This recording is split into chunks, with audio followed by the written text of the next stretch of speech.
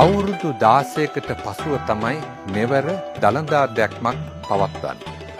දළදා දැක්ම හා සමගාමීව දළදා උරුමය යටගියාවේ ඔබ නොදත් වංශකතාවේ තොරතුරු බෙදා හදාගන්න සූදානම් වෙනවා ගවේෂණයක මුද්‍රාවෙන්.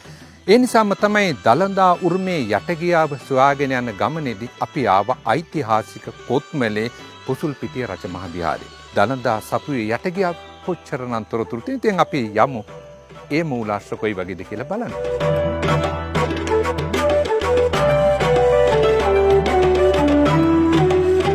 මේ බලන්න අපි දැන් මේ ඉන්නේ පුසුල්පිටිය රජමහා විහාරයේ ඓතිහාසික දළදා සපුව ඉදිරිපිට. දලුපොත මහත්මයා, එතකොට ඇයි මේකට දළදා සපුව කියලා කියන්නේ? ඓතිහාසික වංශකථා කියවන විදියට 1715 අප්‍රේල් මාසේ 6 වෙනිදා ඉඳලා 22 අතර කියන මේ කුඩා කාලය තුල තමයි මේ සපු වෘක්ෂය තෝරාගෙන කාගේවත් අවධානයට ලක් වෙන්නේ නැහැ. සපු ගහක් තියෙනවා. දළදා වහන්සේ වඩා හිඳවල හැබැයි අර පුද පූජා රහසිගතව කරලා තියෙනවා. මේක ගෞරවයට පාත්‍ර වෙලා තමයි ප්‍රජාව කියන්න ගත්තා දළදා සපුව කියලා. මෙන්න මේ අපිට අදටත් දැක ගන්න පුළුවන් මේ බෙනේ තියෙන ප්‍රජාව කියන්නේ මේ බෙනේ තමයි රැකවල් කරලා තිබ්බයි කියලා. එතකොට දළදා වහන්සේ සංගවලා තබන්න මේ වගේ භූමියක් තෝරගන්න විශේෂ හේතුවක් තිබුණා.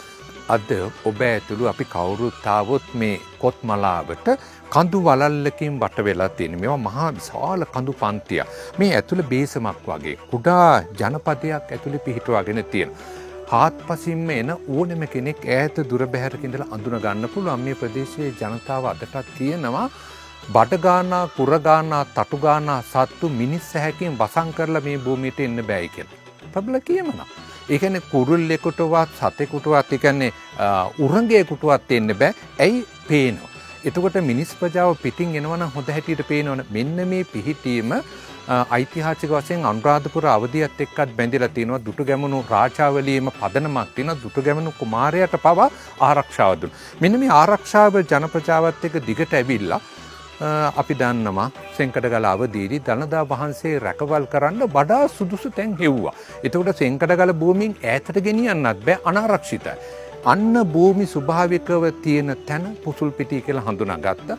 පුසුල්පිටිය රජමහා විහාරයේ දළදා සපුව හා බැඳුණු දළදා උරුමය පමණක් නොව සෙන්කඩගල රාජධානියේ දළදා වංශකතාවේ තොරතුරු ඔබ නොදත් බොහෝ තොරතුරු ඔබත් එක්ක බෙදා ගන්න මෙවර HNB ගවේෂණයක මුද්‍රාවෙන් අප සූදානම්.